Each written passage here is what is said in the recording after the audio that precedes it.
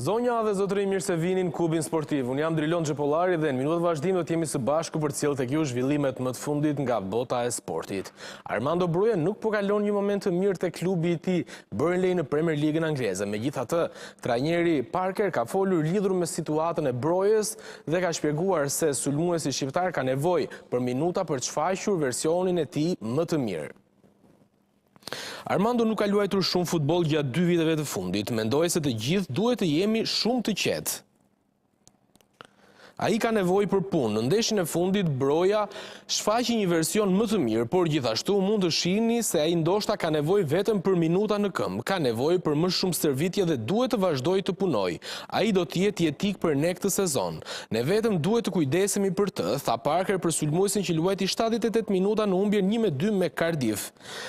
Mbetet shihet se si do të jetë sezoni Brojës, por sigurisht për sulmuese kombëtares ka pritshmëri të mëdha te klubi i Burnley, por gjithashtu edhe në kombëtare ku synojnë të jetë gati dhe në formën e tij maksimale për ndeshjen me Serbin.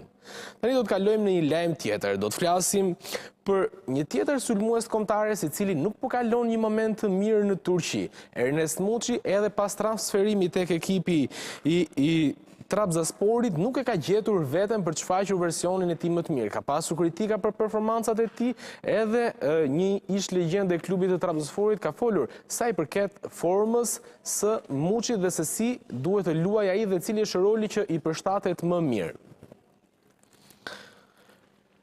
Lojtari legjendar i Trabzonsporit Serdar Bali tha se Muçi nuk ishte transferimi i dur për ekipin. Ai duke analizuar performancën e Muçit, shprehet: nëse do të varej nga unë, Muçi nuk duhet të ishte transferuar, por meqense është nënshkruar me të, ai duhet të luajë në pozicionin e duhur. Pozicioni vetëm i përshtatshëm i Muçit është mesfushori i majt. Ai është si një sulmues i krahut të majt, por ky nuk është pozicioni i tij ideal. Ai futet pas sulmuesit të krahut të majt me këmbën e djathtë dhe driblon.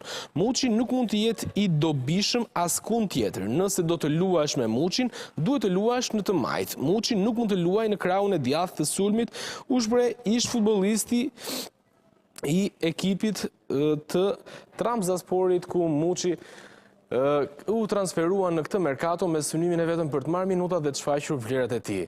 Tani do të flasim për Taulan Seferin. Do të qëndrojmë në Turqi me ndërkombëtarin shqiptar i cili ka pasur një performancë pozitive duke realizuar 2 gola të rëndësishëm në fitoren që Bodrumspor arriti në shtëpi për llogarit javës së 7 të kampionatit. Sulmuesi nga Kumanova realizoi 2 gola në fitoren që Bodrumspor arriti me shifra 2-0 në shtëpi përballë Vanspor. Seferi dërgoi topin në rrjet në minutën e 21 dhe në të 60-ën pas asisteve nga Fred.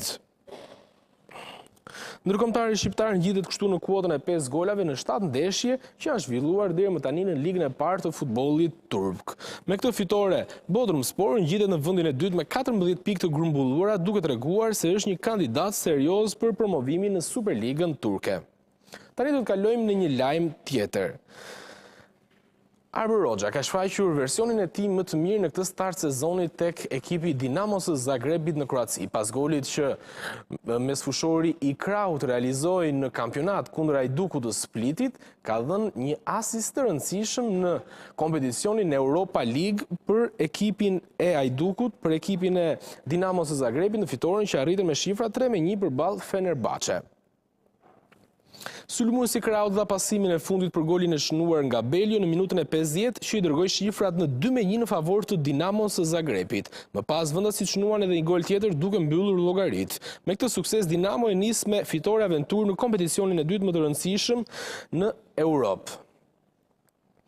Mirë, tani do të flasim për Superkupën e Shqipërisë. Federata Shqiptare e Futbollit njofton se kanë dalë në shitje biletat për finalen që do të zhvillohet në stadiumin Air Albania, duke nisur nga ora 19:00 në 28 dhjetor. Egnatia si kampione e Shqipërisë do të përballet me Dinamon që fitoi Kupën e Shqipërisë.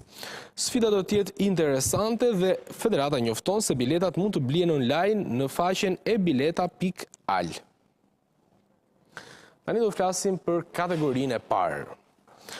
Java e 5 vjen me ndeshje interesante, po pa diskutim vëmendja do të jetë e përqendruar tek super sfida Skënderbeu Laçi, dy ekipe të cilat kanë aspirata të mëdha këtë sezon dhe kërkojnë të ngjiten në Super League kur kanë një sezon më parë.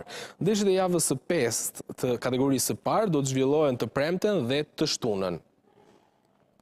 Besa Lushnja do të luhet në orën 16:00, ndërsa Skënderbeu Laçi në orën 19:00. Tri takimet e tjera do të zhvillohen ditën e shtunë. Kuksi Pogradeci në orën 16:00, në orën 16:00 do të luhet edhe takimi tjetër Luftëtari Iliria, Kastrioti Burreli dhe Korabi Apolonia.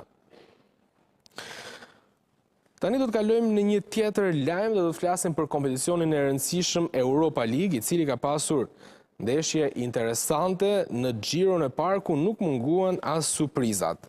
Atëherë shohim se si ka qenë mbrëmja e kompeticionit Europa League. Midtjylland Sturm Graz 2-0, PAOK Maccabi Tel Aviv 0-0, Crvena Zvezda Celtic 1-1, Dinamo Zagreb Fenerbahçe 3-1, Malmo Ludogorets 1-2, Nice Rom 1-2, Real Betis Nottingham Forest 2-2, Braga Feyenoord 1-0 dhe Freiburg Basel 2-1.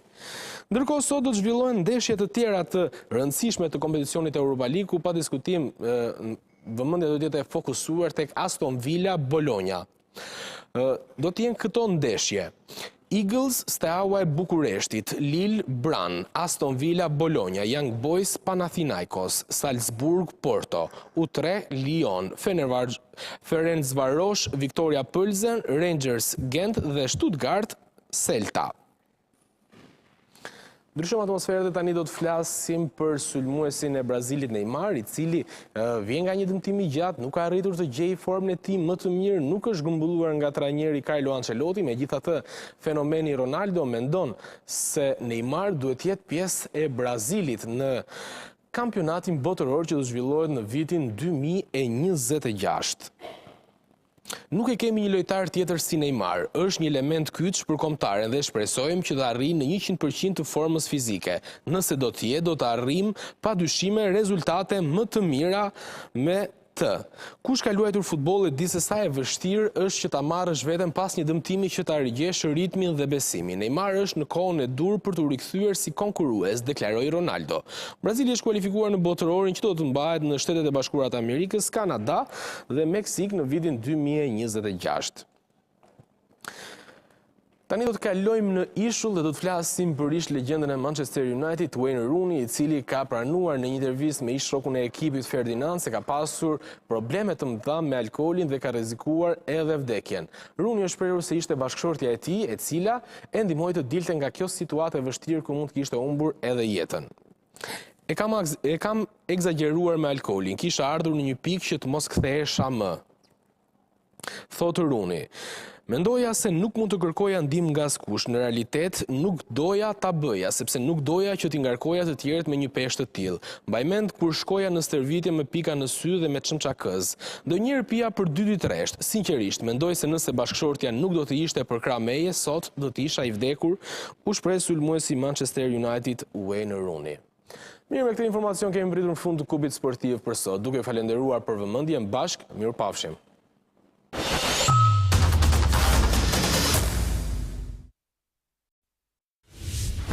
Zhvillimet më të